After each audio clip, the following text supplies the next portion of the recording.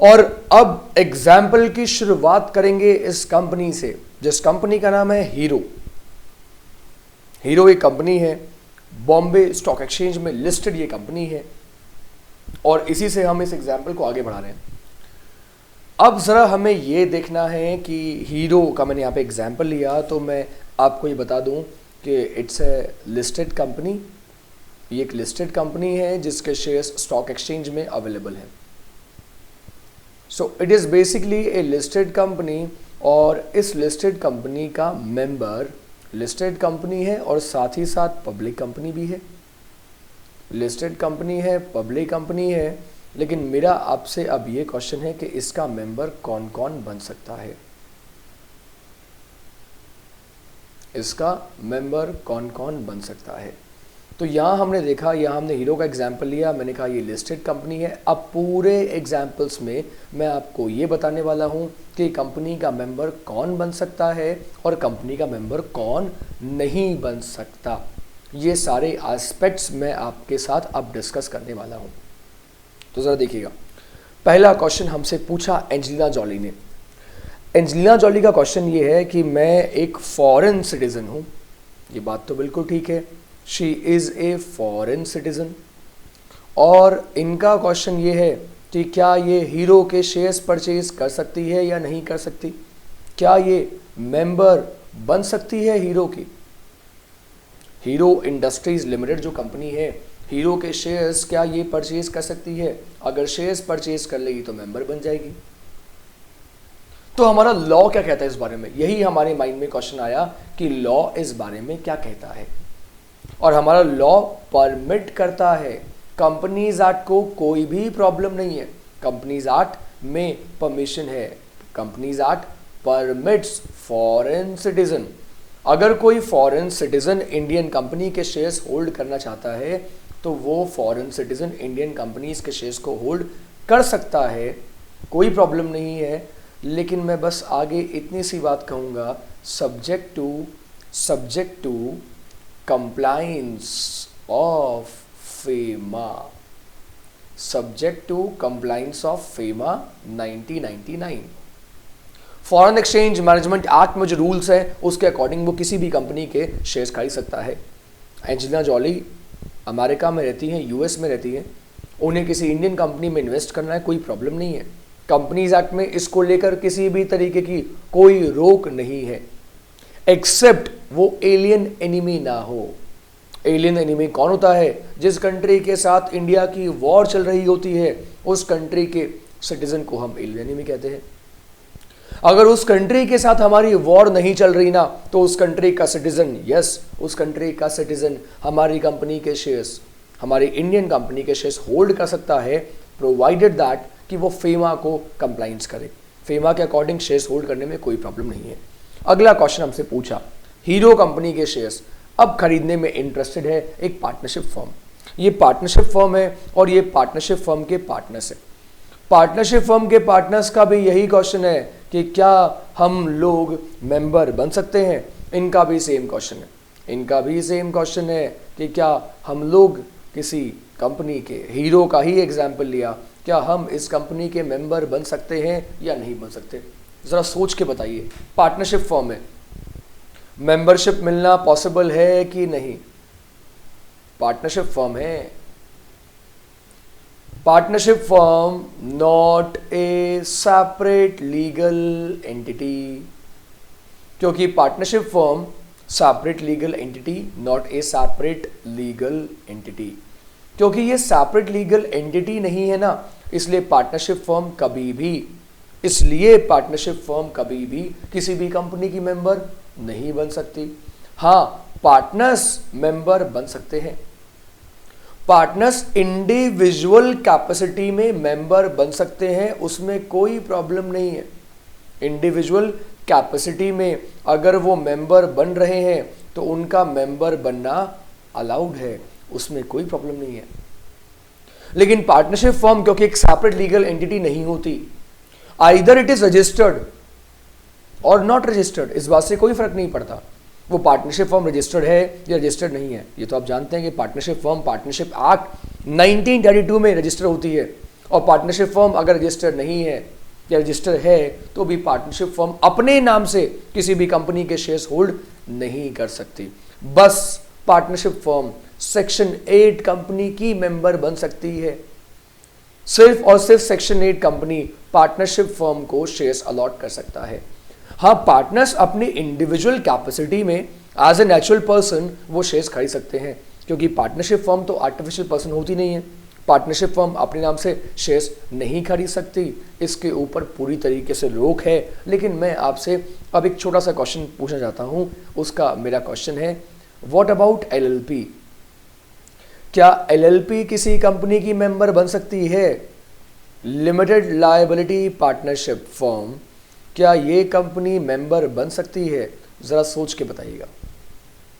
Limited liability partnership क्योंकि body corporate की definition में इंक्लूड होता है।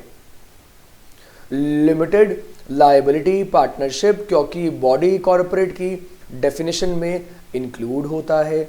सेक्शन 2 क्लॉज 11 में जो बॉडी कॉर्पोरेट की डेफिनेशन है उसमें हम LLP को इंक्लूड करते हैं, तो हम बोलेंगे यस, लिमिटेड लायबिलिटी पार्टनरशिप किसी कंपनी की मेंबर बन सकती है, उसमें कोई प्रॉब्लम नहीं है, because it is LLP, it is regulated under the LLP act 2008। But partnership firm किसी कंपनी की मेंबर नहीं बन सकती। तो अब तक हमने दो प्रोविजंस देखे। हमने देखा कि फॉरेन सिटीजन बन सकता है इंडियन कंपनी का मेंबर, प्रोवाइडेड दैट फेमा से कंप्लाइंस हो। पार्टनरशिप फर्म किसी कंपनी की मेंबर नहीं बन सकती एक्सेप्ट सेक्शन 8 कंपनी। लेकिन LLP किसी भी कंपनी की मेंबर बन सकती है, उसमें कोई प्रॉब्लम नहीं होती। अब हीरो कंपनी अगेन, और इसी कंपनी का मेंबर बनने में इंटरेस्टेड है ट्रेड यूनियन। तो ट्रेड यूनियन वाले, अब आपको पता है कि ट्रेड यूनियन क्या होती है। लेबर की जो यूनियन होती है उसे हम ट्रेड यूनियन कहते हैं। तो क्या कोई ट्रेड यूनियन किसी कंपनी की मेंबरशिप ले सकती है क्या नहीं ले सकती? इसका आंसर क्या है, जरा सोचिए और सोच के आंसर कीजिए मुझे कि ट्रेड यूनियन किसी कंपनी की मेंबर बन सकती है कि नहीं बन सकती। इसका बड़ा सिंपल सा आंसर है, अगर वो trade union trade unions act, अगर वो ट्रेड यूनियंस एक्ट 1926 में, ट्रेड यूनियंस एक्ट 1926 में रजिस्टर्ड है, और अगर वो इस एक्ट में रजिस्टर्ड हो जाएगी तो उसे भी हम क्या बोलेंगे, it is now a body corporate. Trade union body corporate की डेफिनेशन में आती है। ट्रेड यूनियन अपने नाम से प्रॉपर्टी परचेज कर सकती है और प्रॉपर्टी सेल भी कर सकती है। तो ट्रेड यूनियन किसी भी कंपनी की मेंबर बनने में ट्रेड यूनियन को कोई प्रॉब्लम नहीं आती। मेंबर ट्रेड यूनियन बन सकती है। यस, ट्रेड यूनियन के नाम से भी शेयर्स परचेज किए जा सकते हैं, कोई प्रॉब्लम नहीं है, प्रोवाइडेड दैट वो ट्रेड यूनियन एक्ट 1926 के अंडर रजिस्टर्ड हो।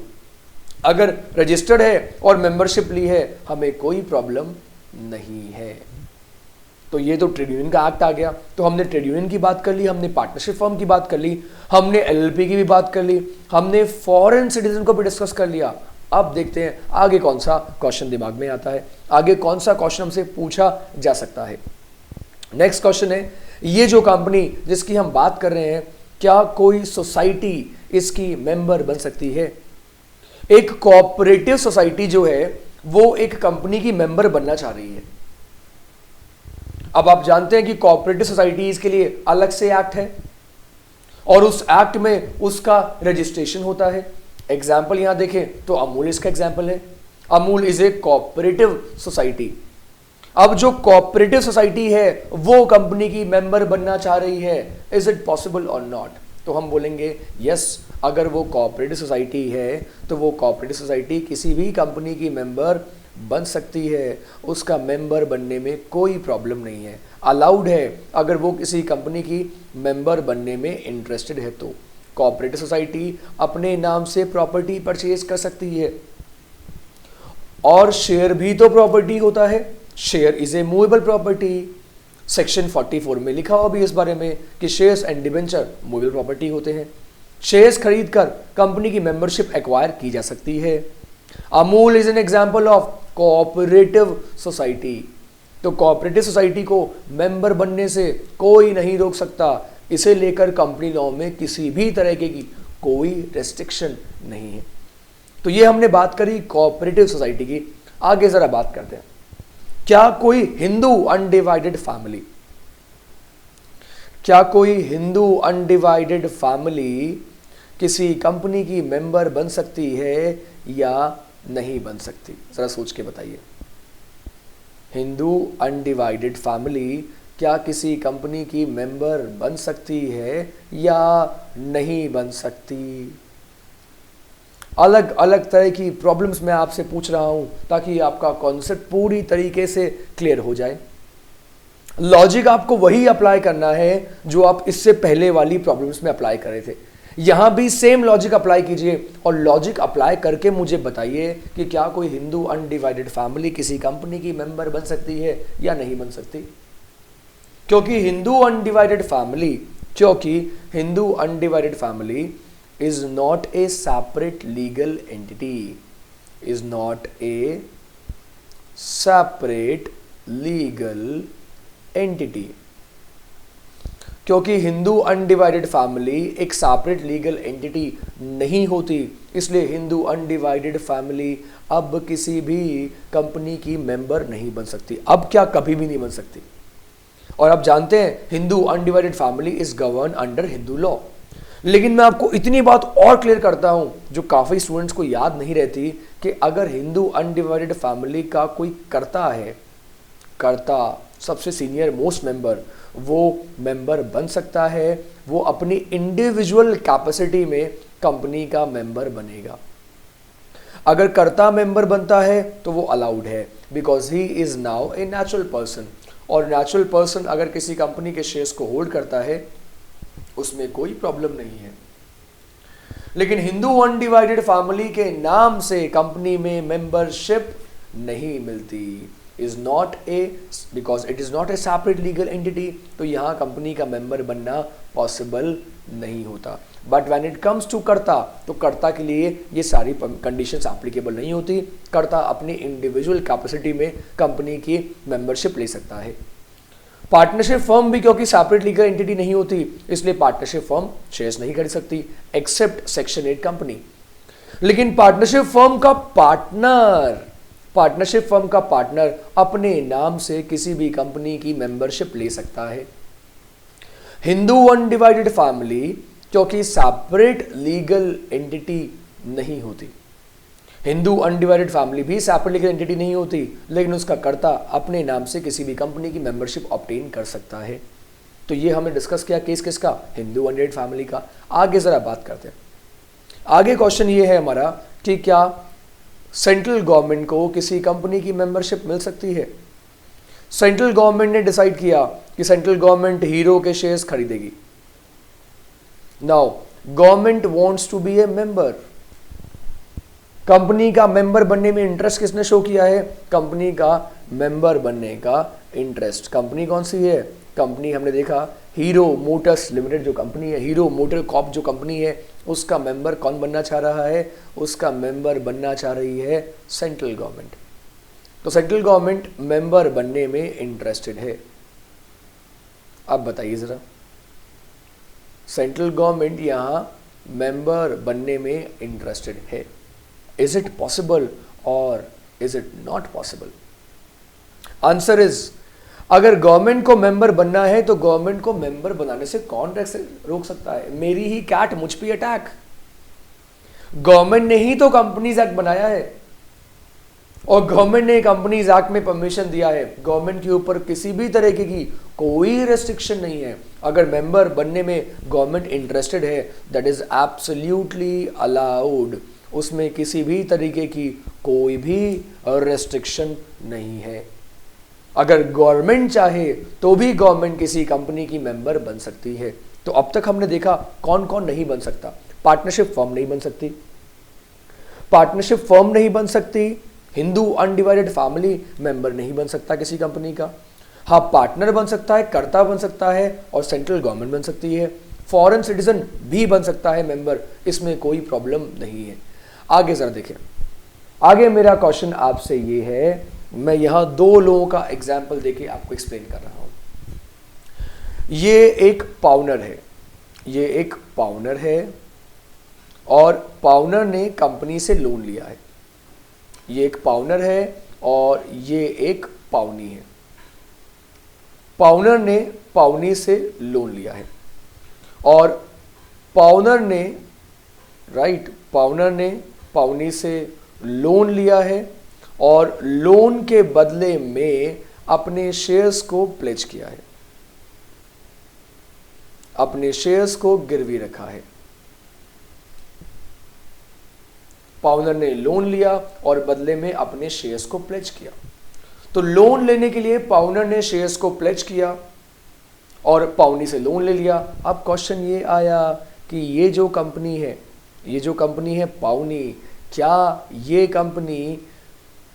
क्या ये जो पाउनी है जिसने कि लोन दिया है, आपको पता होगा कॉन्ट्रैक्ट ऑफ प्लेज में ये कॉन्सेप्ट आता है। मूवेबल प्रॉपर्टी के बदले में जब लोन लिया जाता है तो लोन देने वाले को हम पाउनी कहते हैं और लोन लेने वाले को हम पाउनर कहते हैं। तो मुथूट फाइनेंस जो कंपनी है जिसने कि लोन दिया है और वो कंपनी क्या बन गई, वो कंपनी बन गई पाउनी। क्या वो कंपनी मेंबर बन जाएगी? किस कंपनी की? हीरो की। क्योंकि इस पूरे इलस्ट्रेशन में मैं सिर्फ एक ही कंपनी का एग्जांपल यूज कर रहा हूं, and that company is called hero. तो कंपनी का एग्जिस्टिंग मेंबर कौन है?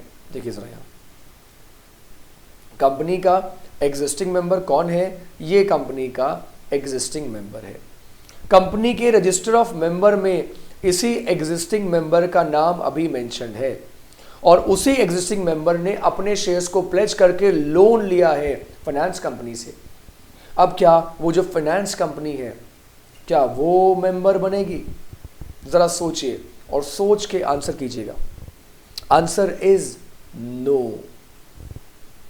पाउनी कभी भी मेंबर नहीं बनता। नो, पाउनी cannot be considered as member, cannot be considered as member. पाउनी को हम मेंबर नहीं मानेंगे। मेंबर कंपनी का कौन रहेगा? अभी भी कंपनी का मेंबर रहने का राइट किसके पास में है? अभी भी कंपनी का मेंबर कौन रहेगा? पाउनर। वोटिंग राइट भी किसके पास में होंगे? पाउनर के पास ही वोटिंग राइट्स होंगे। ये राइट्स पाउनी के पास में नहीं होंगे। तो अब आपसे कोई पूछे कि क्या पाउनी भी कंपनी का मेंबर होता है, so the answer is no. पाउनी कभी भी मेंबर नहीं होता। कंपनी का मेंबर कौन रहेगा? पाउनर ही कंपनी का मेंबर रहता है। अब क्वेश्चन ये आया, एक इंसान इंसॉल्वेंट हो गया है और जो इंसान इंसॉल्वेंट हुआ उसके बिहाफ पे ऑफिशियल रिसीवर को अपॉइंट कर दिया गया। एक इंसान इंसॉल्वेंट हुआ है और उसके बिहाफ पे ऑफिशियल रिसीवर को अपॉइंट किया गया है। ऑफिशियल रिसीवर का अपॉइंटमेंट हो गया। आप जानते हैं जब भी कोई इंसान इंसॉल्वेंट होता है तो उसकी कॉन्ट्रैक्चुअल कैपेसिटी खत्म हो जाती है। अब वो कॉन्ट्रैक्ट करने के लिए कॉम्पिटेंट नहीं रहा है तो उसके बिहाफ पे किसी और पर्सन को अपॉइंट कर दिया गया है। उसके बिहाफ पे किसी और पर्सन को उसका ऑफिशियल रिसीवर अपॉइंट कर दिया गया है। तो यहां दो लोग आ चुके हैं। एक आया है वो पर्सन जो कि इंसॉल्वेंट हुआ है और दूसरा इंसान कौन आ गया? दूसरा इंसान वो आ गया जिसका अपॉइंटमेंट किया गया है। तो एक तो वो इंसान आ गया जो इंसॉल्वेंट हुआ और सेकंड कौन आ गया? सेकंड आ गया उसका ऑफिशियल रिसीवर। सेकंड आ गया उसका ऑफिशियल रिसीवर। अब बताइए, अब आंसर कीजिए। सेकंड आ गया उसका ऑफिशियल रिसीवर, अब आंसर कीजिए, क्योंकि इसकी कॉन्ट्रैक्चुअल कैपेसिटी तो पूरी तरीके से खत्म हो चुकी है और उसके बिहाफ पे किसको अपॉइंट किया गया है? उसके बिहाफ पे कोर्ट ने मिस्टर वाई को अपॉइंट किया है। अब बताइए कंपनी का मेंबर कौन रहेगा? कंपनी का मेंबर मिस्टर वाई रहेंगे क्योंकि इनके पास तो शेयर्स को डिस्पोज ऑफ करने की पावर आ चुकी है। तो शेयर्स को डिस्पोज ऑफ करने की पावर किसके पास में आ गई है? मिस्टर वाई के पास। मिस्टर वाई अब उन शेयर्स को फर्दर सेल कर सकते हैं। But what about mister X? Competent to contract तो नहीं रहे, कॉम्पिटेंट टू कॉन्ट्रैक्ट नहीं है, लेकिन क्या वो कंपनी के मेंबर हैं? The answer is yes. Insolvent हुआ तो क्या हुआ, होने दो इंसॉल्वेंट, अगर मेंबर इंसॉल्वेंट भी हो जाए तो अभी भी वो कंपनी का मेंबर रहेगा, और मेंबर के साथ साथ उसे वो सारे राइट्स अवेलेबल होंगे जो एक नॉर्मल मेंबर को अवेलेबल होते हैं। ऑल्दो उनके शेयर्स को बेचने का राइट किसके पास में है? शेयर्स को बेचने का राइट, शेयर्स को सेल करने का राइट ऑफिशियल रिसीवर को मिल गया है, लेकिन वोटिंग राइट अभी भी उस पर्सन के पास में है जो कि इंसॉल्वेंट हुआ है ना? बड़ा इंटरेस्टिंग सा कॉन्सेप्ट, क्योंकि नॉर्मली हम ये सोचते हैं अरे इंसॉल्वेंट हो गया, कॉन्ट्रैक्ट करने के लिए कॉम्पिटेंट नहीं रहा, बट डोंट वरी, वो पहले भी कंपनी का मेंबर था, अब भी कंपनी का मेंबर रहेगा जब तक उसके शेयर्स को उसका ऑफिशियल रिसीवर सेल नहीं कर देगा। अगर ऑफिशियल रिसीवर सेल नहीं करेगा तो मीटिंग में जाएगा, वोट करके आएगा। कंपनी इंसॉल्वेंट मेंबर का भी साथ नहीं छोड़ती। हाँ, गवर्नमेंट ने अगर उसका शेयर सेल करवा दिया तो अलग बात है, अब उसकी मेंबरशिप ही टर्मिनेट हो जाएगी, अब वो कंपनी का मेंबर नहीं रहेगा। अगला क्वेश्चन आया कि क्या जॉइंट शेयर होल्डर भी कंपनी के मेंबर बन सकते हैं? राइट, जॉइंट शेयर होल्डर, या मैं यहां बोल दूं जॉइंट मेंबर्स मिलकर शेयर खरीद रहे हैं। रघु, राजीव, ये 2 मेंबर्स हैं, इन्होंने कंपनी की मेंबरशिप ले ली। कंपनी की मेंबरशिप ले लें कोई दिक्कत नहीं है, लेकिन वोटिंग राइट किसी एक को ही मिलता है, वोटिंग राइट दोनों को अवेलेबल नहीं होगा। कंपनी के रजिस्टर ऑफ मेंबर में नाम दोनों का एंटर नहीं होगा। ऑल्दो ये जॉइंट मेंबर्स हैं, जॉइंटली अगर शेयर्स खरीद रहे हैं तो उसमें कोई प्रॉब्लम नहीं है, दैट इज एब्सोल्युटली अलाउड। लेकिन वोटिंग राइट दोनों को नहीं मिलेगा, वोटिंग राइट तो सिर्फ एक का ही देगी कंपनी। जॉइंट मेंबरशिप को लेके भी अलग अलग गाइडलाइंस है, उसकी बात हम आगे करेंगे, लेकिन हमने यहां कॉन्सेप्ट देखा कि जॉइंटली अगर आपको किसी के साथ शेयर्स होल्ड करना है तो उसमें कोई प्रॉब्लम नहीं है, दैट इज एब्सोल्युटली अलाउड, उसमें कोई प्रॉब्लम नहीं है। सर, क्या एक कंपनी दूसरी कंपनी की मेंबर बन सकती है? बड़ा सिंपल सा क्वेश्चन है। एक कंपनी, नाउ द कंपनी, ये कंपनी का एग्जांपल मैंने देखा कि गूगल को मेंबर लेनी है। गूगल जो कंपनी है, this company wants to become a shareholder in another company. Google चाह रही है कि वो हीरो के शेयर्स बाय कर ले। हीरो मोटर कॉर्प के शेयर्स कौन बाय करना चाह रहा है? हीरो मोटर कॉर्प लिमिटेड जो कंपनी है, इस कंपनी की मेंबर बनने में इंटरेस्टेड अब गूगल भी है। एक कंपनी क्या दूसरी कंपनी की मेंबर बन सकती है या नहीं बन सकती? बस हमें अब यही देखना है। Sir, company is a separate legal entity, okay, no problem. Company एक सेपरेट लीगल एंटिटी होती है और कंपनी एक आर्टिफिशियल पर्सन होती है। कंपनी कॉम्पिटेंट टू कॉन्ट्रैक्ट भी होती है। तो अगर कोई एक कंपनी दूसरी कंपनी के शेयर्स खरीद रही है तो उसमें क्या प्रॉब्लम है? कंपनी अपने नाम से प्रॉपर्टी परचेज भी कर सकती है और कंपनी प्रॉपर्टी को सेल भी कर सकती है। अगर कोई भी कंपनी प्रॉपर्टी परचेज कर रही है, सेल कर रही है, इससे हमें कोई प्रॉब्लम नहीं है, क्योंकि वो कंपनी एज पर लॉ बनी है। Company is an artificial legal person having perpetual succession. तो अगर एक कंपनी किसी दूसरी कंपनी के शेयर्स खरीद रही है, इसमें किसी भी तरीके की कोई प्रॉब्लम नहीं होती। तो ये तो हमने एग्जाम्पल डिस्कस किया कि किस तरीके से एक कंपनी भी दूसरी कंपनी के शेयर खरीद सकती है। और शेयर्स की बात की जाए तो एक कंपनी दूसरी कंपनी की मेंबर भी बन सकती है, that is absolutely allowed. Companies act में उसे लेकर कोई भी रेस्ट्रिक्शन नहीं है। लेकिन मेरा आपसे अगला क्वेश्चन ये है कि क्या कोई सब्सिडरी कंपनी अपनी होल्डिंग कंपनी की मेंबर बन सकती है या नहीं बन सकती? सब्सिडरी कंपनी होल्डिंग कंपनी की मेंबर बन सकती है या नहीं बन सकती, इसे मैं आपसे डिस्कस करूंगा, बट मैं इसे डिस्कस करूंगा after a short break. Thank you so much.